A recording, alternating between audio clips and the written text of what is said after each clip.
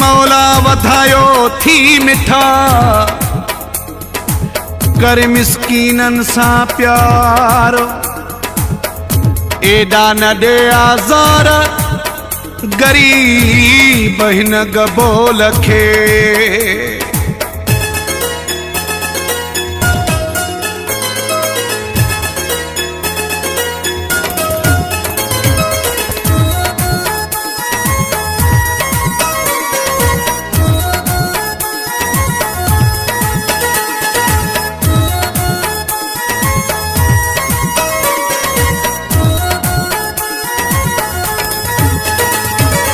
एडो कहरो न करे कमजोरन सा एडो कहरो न करे कमजोरन सा जके साहु खणन था सूरन सा एडो कहरो न करे कमजोरन सा एडो कहरो न करे कमजोरन सा जके साहु खणन था सूरन सा एडो कहरो न करे कमजोरन सा एडो कहरो न करे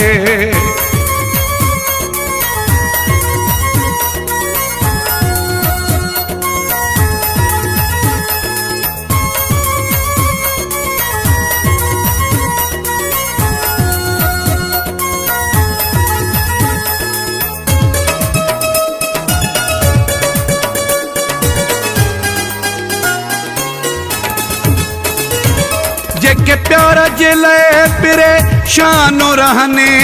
पंजे हालत था है रानो रहने जेके प्यार जे लए पिरे शानो रहने पंजे हालत था है रानो रहने हित एड़ा था इन सान रहने हित एड़ा था इन सान रहने तू मजाक न करे मजे बूरन सा एडो कहरो न करे कमजोरन सा जके साहु खणन था सूरन सा एडो कहरो न करे कमजोरन सा एडो कहरो न करे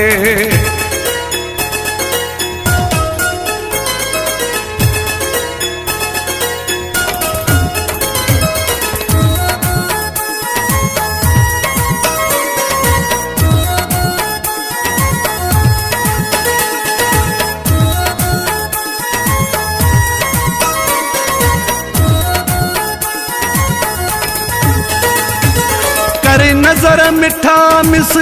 की न निते एडा हमला न कर तू हसीनन ते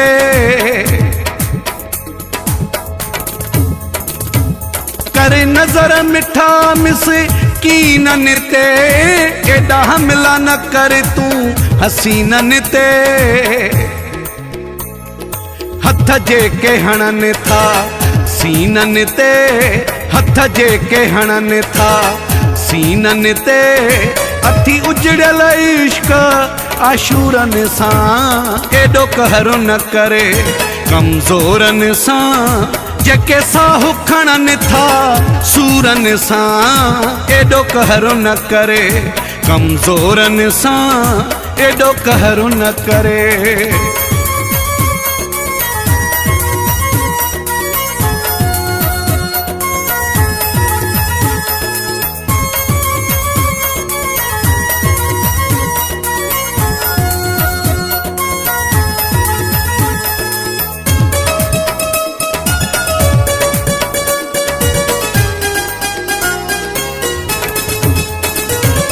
अली शेरू चवे थोरो सियाणो थी मुझो अर्ज़ु मिठाई निमाणो थी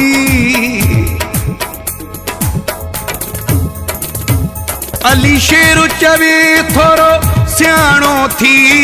मुझो अर्ज़ु मिठाई निमाणो थी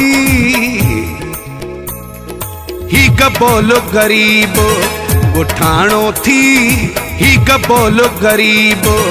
उठाणो थी कर रहम मिठा हिन मोरन सा एडो कहरो न करे कमजोरन सा एडो कहरो न करे कमज़ोरनि सां जेके साहु खणनि था सूरनि सां एॾो कहर न करे कमज़ोरनि सां एॾो कहर न करे कमज़ोरनि सां एॾो कहर न करे कमज़ोरनि सां एॾो कहर न करे।